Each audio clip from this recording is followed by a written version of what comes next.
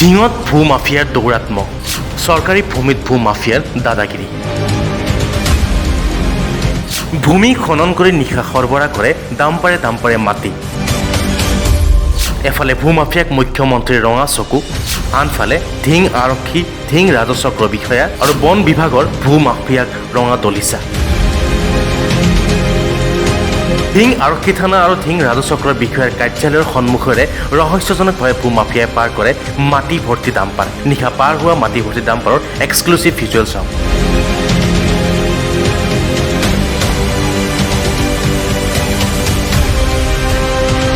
চৰকাৰী ভূমিত নীতি বহিৰ্ভূতভাৱে ভূ মাফিয়াই চলাইছে অবৈধ ভূমি খনন কাৰ্য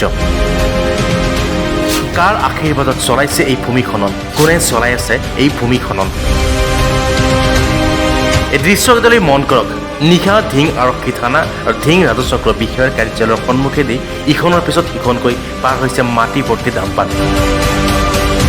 কোনে কৰ পৰা কলৈ এই মাটিসমূহ কঢ়িয়া হৈছে কোনেও নাজানে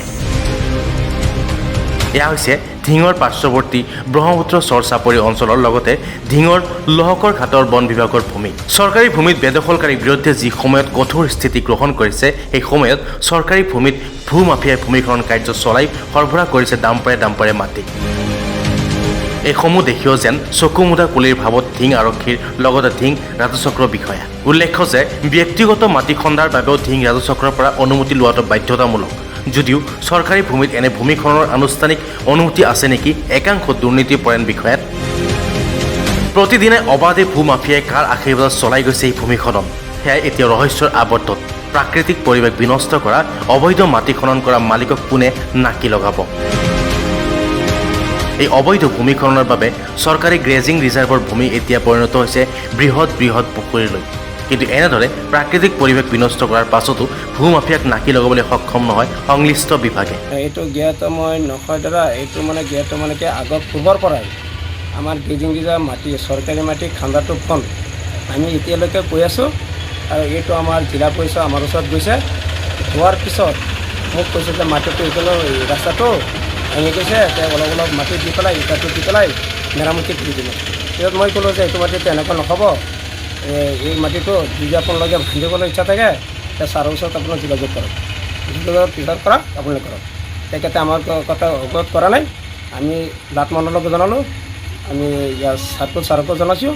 আৰু তেতিয়া ফিল্ড অফিচাৰকো জনাইছোঁ পাৰ্মিশ্যন লৈছে নেকি মাটি কথা নাই সেইটো মই নাজানো এইজন যে আপুনি ক'লে জিলা পৰিষদ তেখেতৰ নামটো কি মই হাইদৰ আলী এইটো কিমান দিন ধৰি কাটি আছে তেনেকৈ মাটিটো 2 দিন কাটিলে আপুনি কোৱাৰ পিছতো তেওঁলোকে মানা নাই এতিয়া কি আহ্বান জনাব আপুনি আহ্বান জনাইছোঁ তেখেতে যিটো আপোনাৰ মোৰ কথাটো অৱজ্ঞা কৰিছে আমাৰ চিও ছাৰ আছে চিও ছাৰক তদন্ত কৰি পেলাই তেখেতে যিটো একশ্যন কৰি পেলাই কৰিব পাৰে ঢিঙৰ পৰা ছাইদুল ইছলাম খবৰ.com